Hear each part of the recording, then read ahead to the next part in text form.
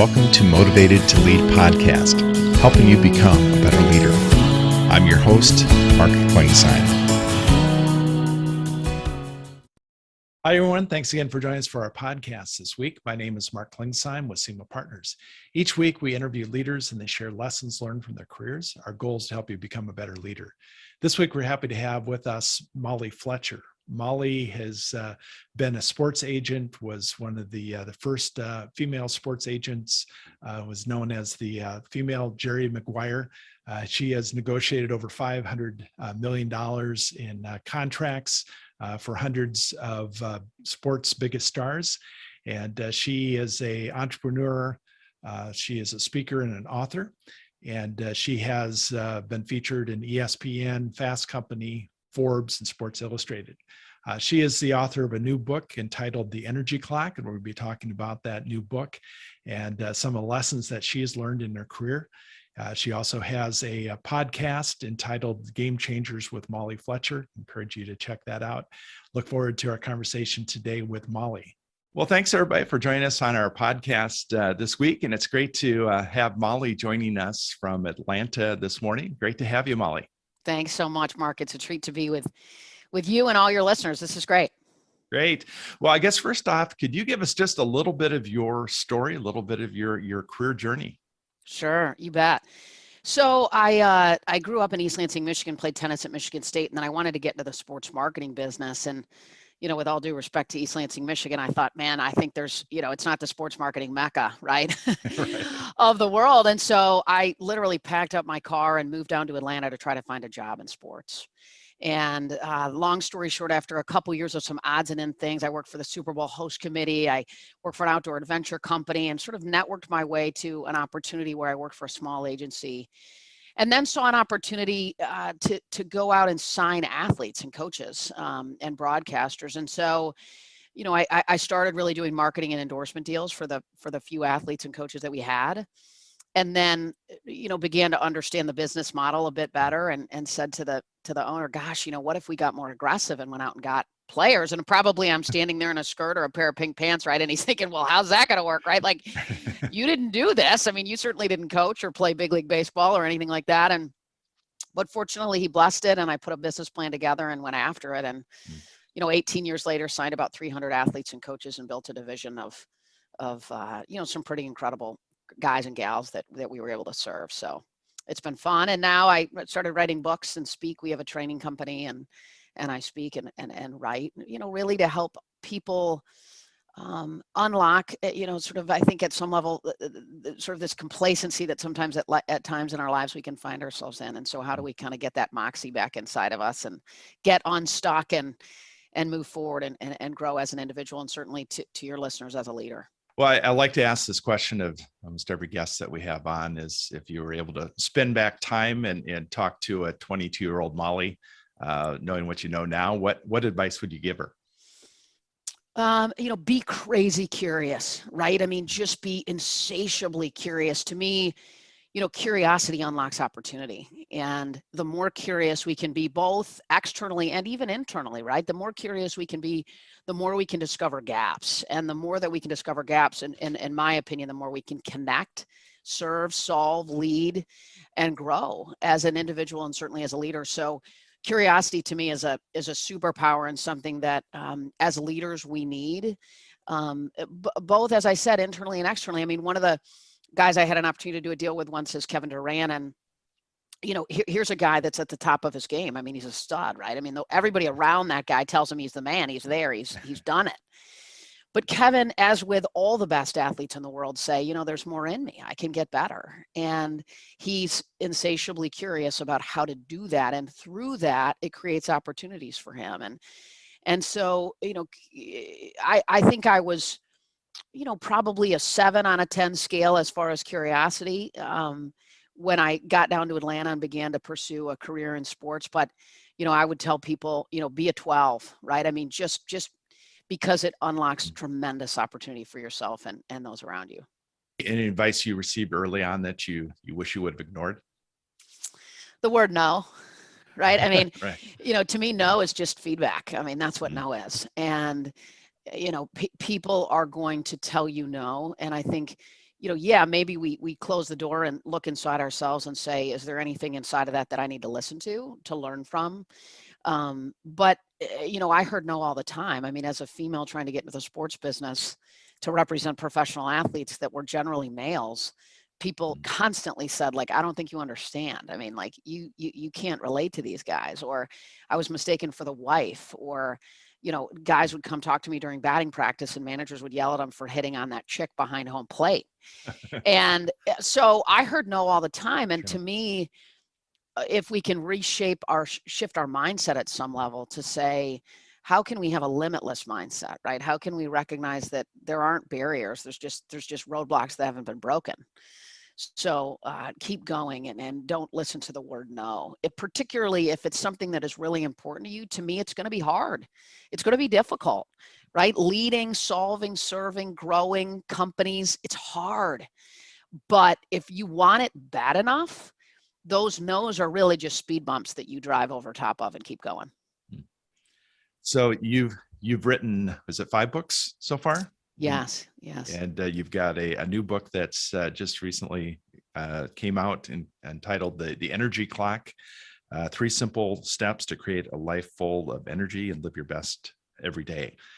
Talk a little bit about that. I've heard people talking, especially during this time, that people have a lot more demands on their time and actually are probably working more since they're working at home and that. But was that part of your, did you start working on this book? I'm sure before COVID, but I did. Yeah, I did.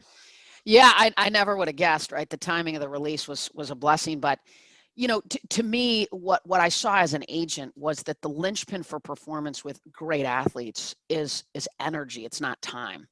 And then when I transitioned more into the business world, if you will, what I saw was business people's linchpin for performance often was their calendar, it was time.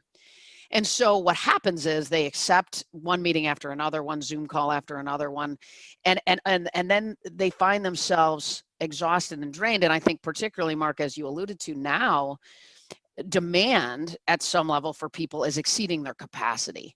And for a short period of time, that often can work, but over a long period of time, it's not sustainable.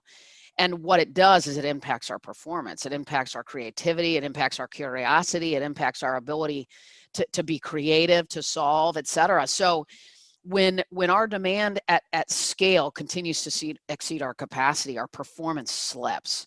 And so what I believe is we've got to get really, really clear on the things in our lives, personally and professionally, that matter most. And one of the things we teach in our training, the Energized Leader training, and certainly in the book, is what we call an energy audit. And I think, as we know as leaders, right, I mean, it starts with clarity. And so we've got to get really clear on what matters most, what gives us energy, what drains our energy. And then as leaders, we've got to be intentional about making sure we actually lay over top of our calendars the things that give us energy, and that we manage, delegate, remove the things that drain our energy. And I'm certainly not suggesting that this is easy, but it's incredibly important to make sure that we show up for the things in our lives that matter most with the kind of energy they need for us to deliver value and execute. And an analogy or a story, I guess, that comes up for me, Mark, is Matt Kuchar's was a client forever, and he's out on the PGA Tour. He's, had a lot of success out there. And, I remember sitting in my office with him, and we were going through his schedule. And, guys will look at their schedule, they'll look at the tournaments, and they'll say, well, this golf course, I play well. This golf course, I don't play as well. This golf course, I've continued to make the cut. I've always top 10 here, whatever. And then, of course, they lay over top of that, the US Open, the Masters, all the majors. And then what they do, and what we would do, is say, okay, look, if we know we want to peak and get into the Masters, we know we want to play well, in the US Open and in the majors, then let's then back into the things that we do in anticipation of those moments. And I think what happens to business people often is they just say, yes, yes, yes, yes, yes. Tour players don't play 7 tournaments in a row and then show up at the Masters and think they're going to perform. And I think it's the same for us as business people. We've got to get intentional. What are our majors, if you will? And then how can we be intentional about planning our schedule so that we peak at our majors? And that takes intentionality. It takes clarity. We'll be right back. Hi, I'm Bruce Tulgan, author of The Art of Being Indispensable at Work, published by Harvard Business Review Press. If you like listening to this show as much as I enjoyed being a guest on this show, maybe you'll be a fan of my new podcast, The Indispensables. Each week, I ask my guests what sets them apart in the workplace, what makes them tick, and what makes them so successful. I've interviewed some amazing people at all levels and organizations of all shapes and sizes with some amazing stories, including the former Chief of Staff of the United States Army, General Dennis Reimer, New York Times columnist Ron Lieber, Kara Golden, the founder and CEO of Hint, and many, many more. Consider please listening and subscribing to The Indispensables on Apple Podcasts, Spotify, or wherever you're listening to this show. So you have in your book, you have 3 sections, auditing your, which you talked about, auditing your energy, seeking the important, and setting your energy clock. Could you touch on those other 2 areas of kind of how, just in a, I encourage everybody to pick up a copy of your book, but as a quick overview? Absolutely. So, one of the things I think people are dealing with now too, and I'll touch on because I think it's sort of relevant for folks now is just distractions and recovery. The world that we're in for most people has been very challenging. And so ensuring that we have the skill set and the tools to recover quickly is obviously incredibly important. But, people are super distracted right now. And in part, it's because of our environments. We have people working from home and kids behind them on Zoom calls and, interrupting, and all those things are happening constantly to everybody. I mean, it happens. We have 3 daughters. It happens to me as well. And so I think we've got to get clear too on what are the things that are distracting. And I think there's sort of internal distractions, if you will, and then there's external distractions. And so when we think about internal distractions, it's things, Mark, like our private voice, our self-talk. And I think about my athletes, right? And they would put coaches around them that would build them up, that would give them, yes, tough feedback, but they would inspire them. They would encourage them. We as individuals need to be that great coach for ourselves. Often there's that little guy on our shoulder that's telling us, you can't do this. You've never done this before. You're leading, you're growing, you're running this meeting, you've got your big, are you ready for this? Are you good enough? Are you prepared enough? Doubting you constantly. Our self-talk, in fact, drives the outcomes. And so getting clear on ensuring that our private voice is one that is serving us is incredibly important. And what I would challenge people to do tactically is say, where are areas in your life where you're not performing where you want to?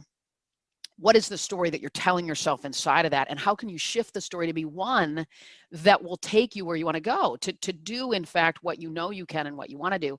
And then there's external distractions like multitasking. I mean, Mark, I am a recovering multitask addict. I mean, I used to, go to the grocery store, talk to my parents on the phone, talk to my husband on the phone, and then I'd get home and, I jammed up the list, right? I'd get home and everybody would light me up because I didn't get the right stuff. And it was because I was trying to do too many things at the same time. And I always thought, no, I can do this. Like, people tell you that you can't multitask. BS, you can, you can. And what ended up happening was I had somebody challenge me and they said, okay, cool. You think you can do two things at the same time? And I said, I know I can. I mean, I do it all the time. I get more done. I get done fat, all this stuff. She goes, okay, cool. Do me a favor. She said, you have young kids. You take them to school. I said, yeah. She goes, okay, just verbally give me directions to your kids' school. And at the same time on this 3x5 card, she said, write down the alphabet. I said, you want me to write the alphabet and verbally tell you, go out the driveway, take a ride, take a lap? She goes, yeah. I got to D, Mark. I mean, I got to D. I couldn't.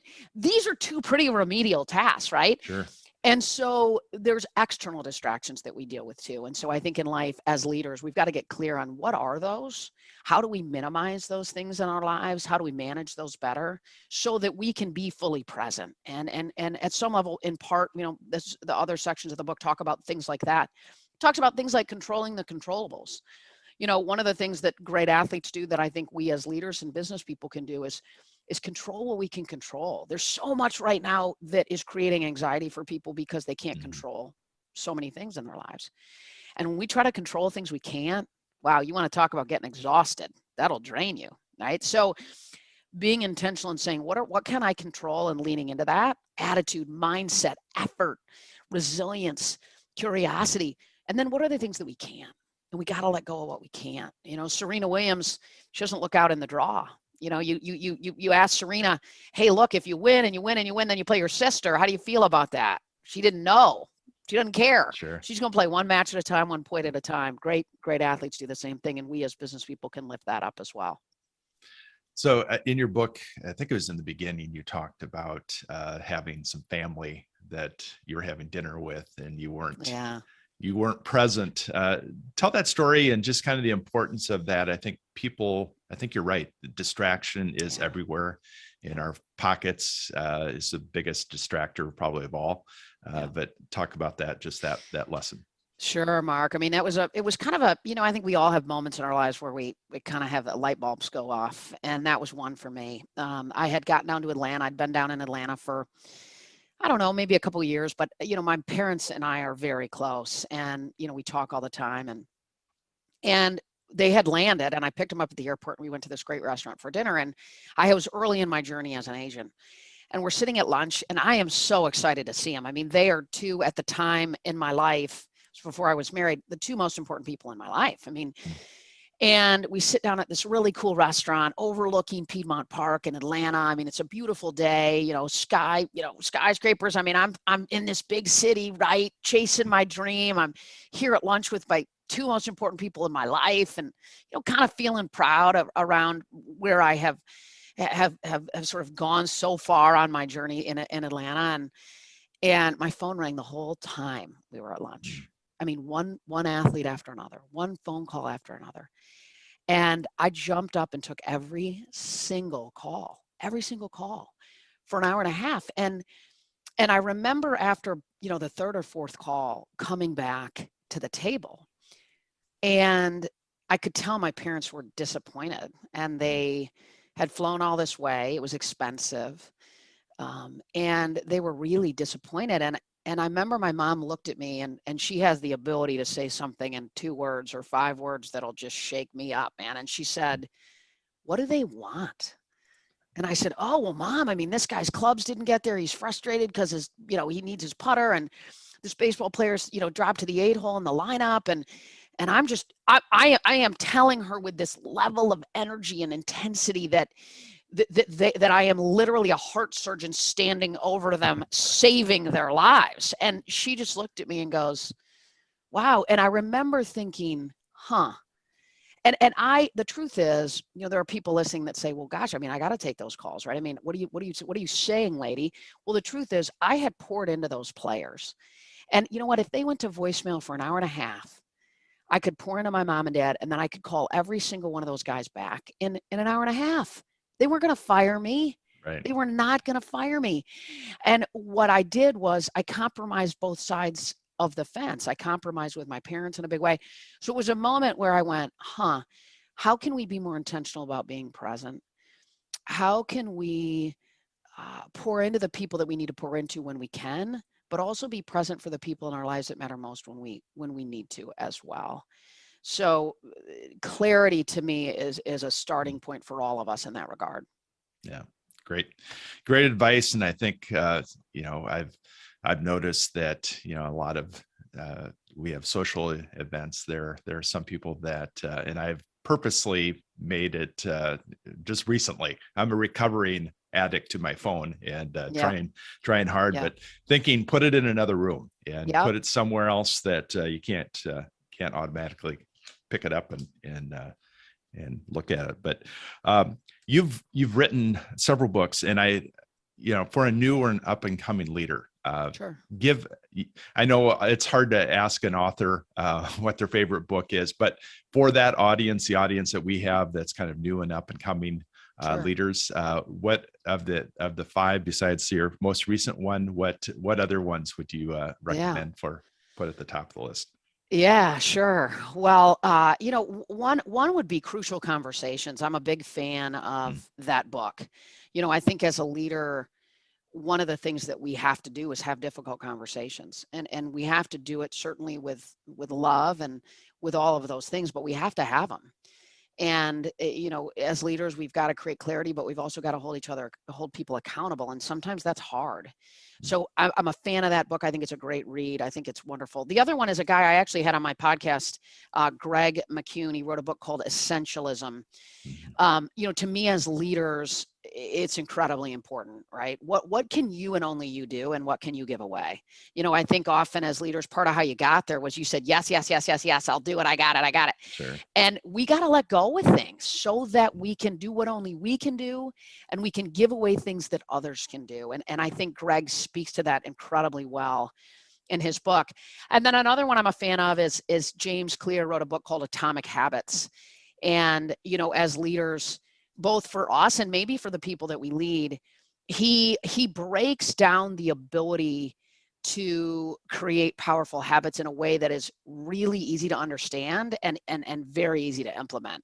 So super powerful. And then I guess another one I would add too, is, which is just sort of a weekend vacation read more than anything, is The Alchemist, which probably lots of your listeners might have read, but if you haven't, it's just a really cool fable. It's been around for hundreds of years about just making sure we're living a life on purpose. It's a great read. Great. So you've written a book, I think, that would be of interest. It's called Fearless at Work. I think for people that are in, and you've got some great things on negotiating, and that's definitely encourage people to pick up some of your other work. What outside of work, what do you do to recharge? Well, I'm grateful to have, an incredible husband, and we've been married almost 20 years. And so, and we have 3 daughters, 18, 17, and 17. And so Wow. Probably the number one thing, we had 3 kids in 12 months, Mark, that's a whole nother story, but yikes. it's a blessing. And so, Yeah. But my family is A1, and then working out. I love, walks, weight room with my kids. My girls are all athletes. And so being able to spend time with them doing whatever that might be, trying to keep up with them in the gym now is what that might look like. And playing golf is something that I do quite a bit when I can, and I still bang the tennis ball around from time to time. So really anything active outside and with my family is really what fills me up. Great. So any parting advice that you would give to a new and up and coming leader? Sure. To me, it would be go for it, right? Go for it. We do this life thing once, and we've got to be bold. We've got to be courageous. We've got to recognize that pressure, as Billie Jean King says, is a privilege. It's a privilege to be a leader and to have people that are trusting us to take them on this journey. And so recognize that pressure is a privilege, lean into it, but most importantly, go for it. Great. Well, Molly, how would somebody learn more about what you're working on? And you've got a podcast, as you mentioned, called Game Changers, and talk a little bit about that, as well as just how somebody might learn more about what you do. Sure. So mollyfletcher.com. And then Mark, we actually put together a little special code for your listeners. But if they go to mollyfletcher.com/leadership-huddles, they can enter a code LEAD with all capital letters, LEAD. And then when they check out, they'll get a discount on our monthly coaching program. And it's really powerful. We have a couple hundred people in this wonderful community. And once a month, I sort of lean into a particular topic. I bring in some pretty incredible guests from time to time as well, which is really pretty cool. And we lean into a particular topic, and then we talk about it. And the promise is in 57 minutes or less, you are going to leave with a new idea, a new concept, and how to deploy it in your own life. So it's an incredible community. So we made that code just for your listeners. Great. Well, I encourage people to pick up your new book, and also check out your podcast. I've listened to several number of episodes, and it's great content, great guests. Thank you for listening to the Motivated to Lead podcast. Please subscribe on iTunes. You can also see a video version of this interview at motivatedtolead.com. This podcast is brought to you by SEMA Partners, helping you find your next great leader.